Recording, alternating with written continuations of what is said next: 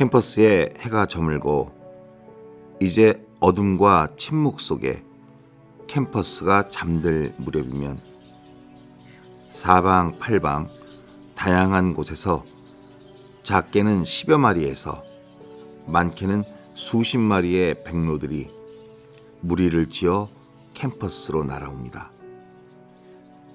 붉은 노을을 배경 삼아 날아오는 모습은 그야말로 장관이 아닐 수 없습니다. 이 백로들이 찾아가고 있는 장소는 다름 아닌 언론정보대학 뒤편에 있는 작은 야산입니다. 바로 이곳에서 1000여 마리가 넘는 백로들이 하루를 마감하며 편안한 안식을 취하고 있는 것입니다. 그런데 우리 학생들은 이곳에 백로들이 살고 있다는 것을 알고는 있을까요? 들린 적이 있어요? 아니요, 없어요. 잘 못 들어봤어요. 한 번도 들어보지 못했어요. 아, 백로가 날아다니는 거는 봤어요. 저기 언정대 뒤쪽에서 본 것 같아요. 백로들이 살아가고 있는 야산을 우리는 백로봉이라고 부릅니다. 하지만 정작 우리 에리카 구성원들도 느끼지 못할 정도로 있는 듯 없는 듯 한 울타리 안에서 백로들은 함께 살아가고 있습니다. 지금부터 에리카 울타리에서 한 가족으로 살아가고 있는 백로들에 관한 동행 이야기를 해보도록 하겠습니다.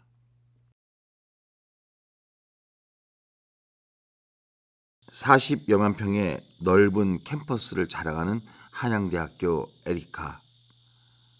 게다가 캠퍼스 대부분이 평지로 되어 있어 그 어떤 캠퍼스보다 생활하기에 편한 곳입니다. 에리카의 유일한 산악지형은 디자인대학 맞은편부터 경상대학 뒤에까지 이어지는 작은 야산이 전부입니다. 본관 뒤부터 경상대학까지 병풍처럼 둘러싸여 있어 포근함마저 주는 곳인데요. 에리카 가족들은 이곳을 일컬어 백로봉이라고 부릅니다. 왜냐하면 바로 이곳에 1000여 마리의 백로들이 살고 있기 때문이죠. 해마다 벚꽃이 피는 4월이면 나타나서 한여름을 보내고 가을에 떠나는 철새 백로. 그중 일부는 철새가 아닌 텃새가 되어 이곳에서 사시사철을 보내는 경우도 있습니다. 봄이라고 부르기에는 조금 이른 2월 중순경, 여러 무리의 외가리들이 백로봉 본관 뒷부분 지역에 하나둘씩 날아오기 시작합니다. 외가리는 백로의 사촌으로 백로과에 속한 무리 중에서 몸집이 가장 크다고 합니다. 먹성도 좋아서 주변의 물고기, 뱀, 황소개구리 등을 잡아먹어 황소개구리의 번식을 막는 천적이라 불리고 있습니다. 모습도 백로처럼 전부 하얗지는 않고 머리나 목 앞부분에 검푸른 줄이 나 있습니다. 짝짓기를 끝내는지 외가리들은 마른 나뭇가지를 물어다 열심히 둥지를 짓고 있습니다.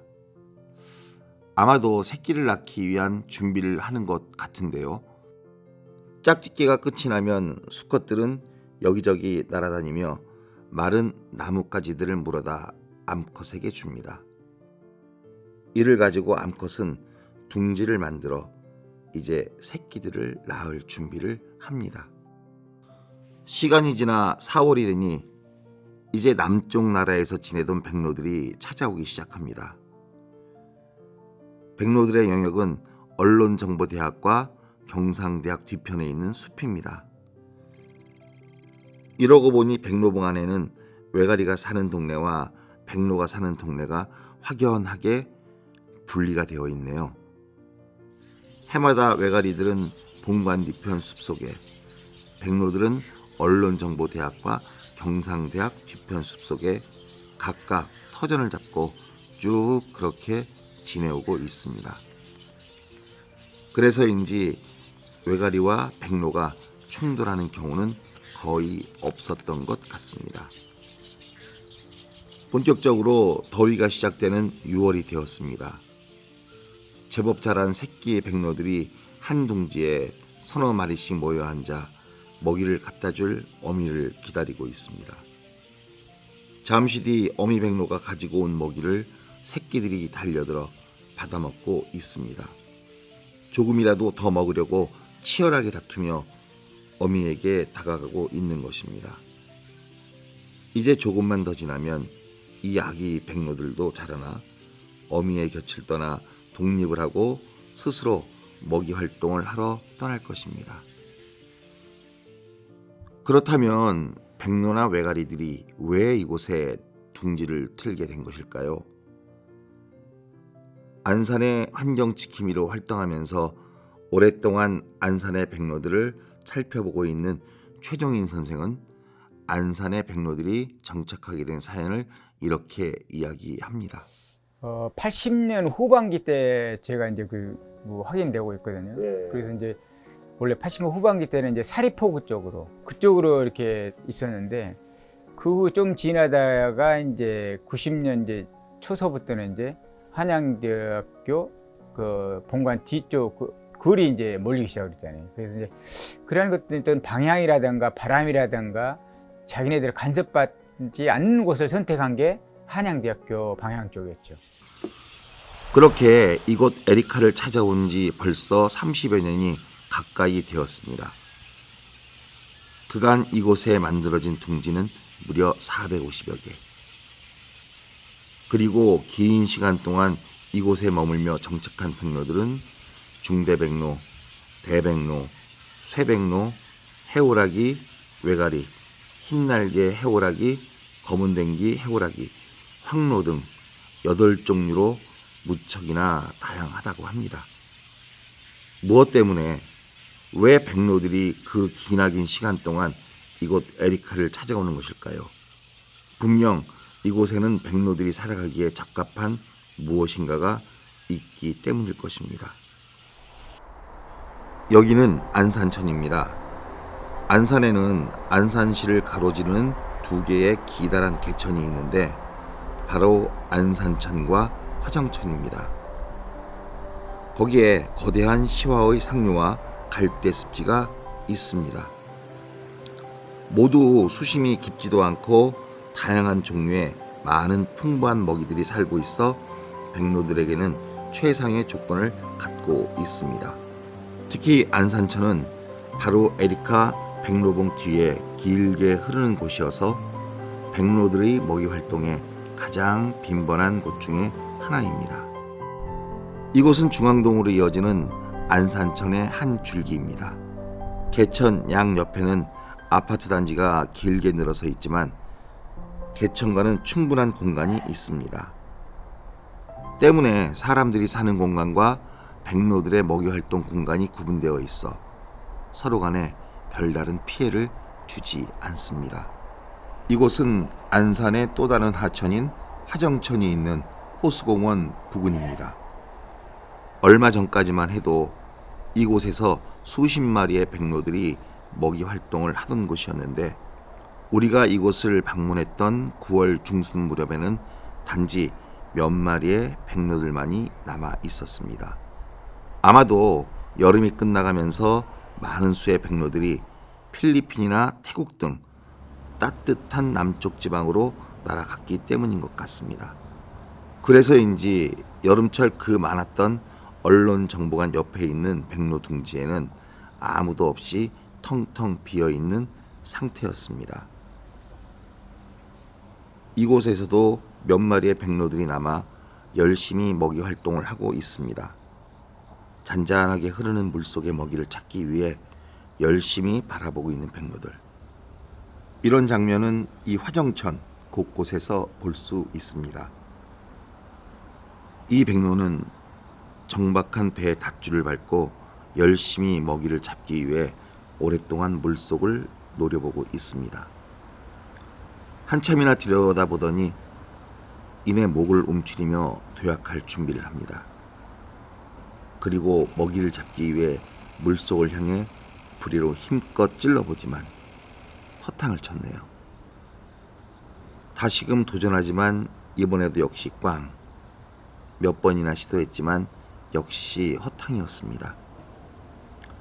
백로들에게 물고기를 잡는다는 것이 그리 쉬운 일만은 아니었나 봅니다. 아니면 아직 사냥이 서툰 것일지도 모르겠습니다. 이제 다른 백로들의 사냥이 시작됩니다. 물속을 뚫어져라 쳐다보더니 이내 물고기 한 마리가 부리에 물려있네요. 오늘 이 백로는 뱃속 든든한 하루를 보내게 될 것 같습니다. 1980년대 학교에 백로들이 서식하기 전에 이들이 살았던 곳이 바로 사리포구라고 합니다. 사리포구는 시와 방조제가 생기기 이전 본관 뒤편에 생성된 포구입니다. 이곳에는 어선들이 정박을 하는 포구와 생선을 파는 시장, 그리고 갖가지 회를 파는 횟집들이 질비하게 늘어서 있었습니다. 다시 말해서 지금은 상상할 수 없지만 이곳인 학교 뒤까지 바닷물이 들어왔던 것입니다. 1985년 반을면에서 안산시로 승격되었지만 아직 도시는 개발 중이어서 본격적인 도시의 면모를 갖추지는 못한 상태였습니다.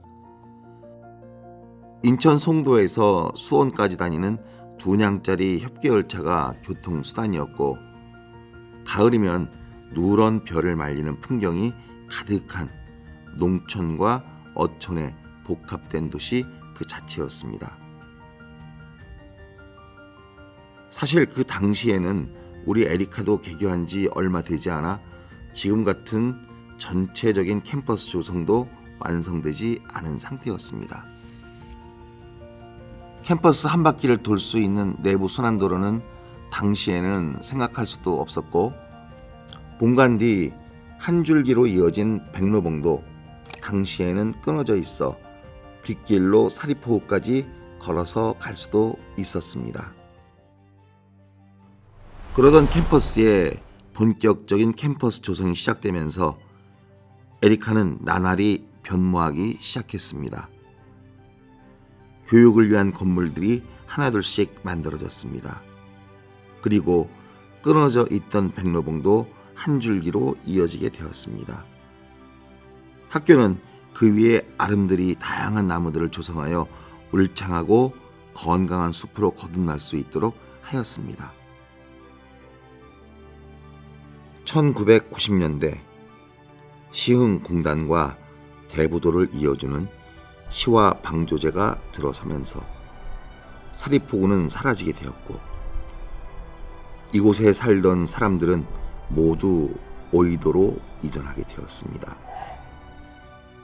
때문에 그곳에서 살던 백로들도 새로운 삶을 찾아 나서야 했는데 그곳이 바로 길게 병풍처럼 울창한 숲을 이루고 있었던 백로봉이었던 것입니다. 일단은 한양대학은 다른 대학보다 그 백로에 대한 애정이 굉장히 많이 있다고 봐야 돼요. 왜냐면 그만큼 이렇게 보호를 하는 마음이 있었다는 거잖아요. 그리고 그 새도 그러한 장소를 선택을 했을 거고 90년 후반기서부터 이제 둥지들이 산 꼭대기에 있었거든요. 거기 이제 한 3, 4년 살다 보니까 나무가 죽게 되죠. 그러니까 나무가 죽게 되니까 이제 둥지가 이제 질 수 없는 조건이 되니까 점차적으로 내려오게 됩니다. 그게 지금 현재 조경수까지 내려오는 시간들이 약 한 7, 8년 됐을 겁니다.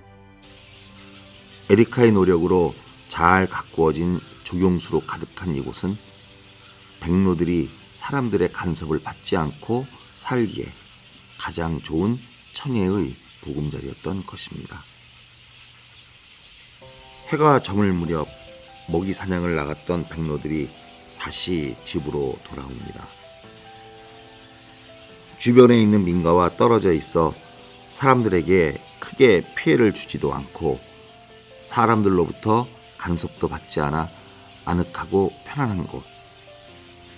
바람도 잘 통하고 울창한 숲으로 가득 찬 이곳은 백로들이 하루의 피로를 풀고 쉴 수 있는 최적의 공간입니다.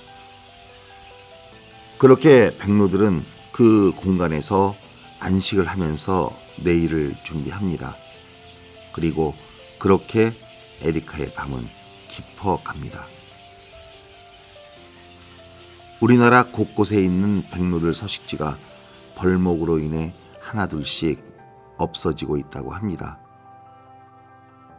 벌목을 하지 않아도 논밭에 뿌려진 농약이나 공장의 폐수, 그리고 자동차의 매연 등으로 인해 백로들이 살지 못해 떠나가는 경우도 있다고 합니다. 물론 백로들이 서식함에 따라 나타나는 부작용도 있습니다.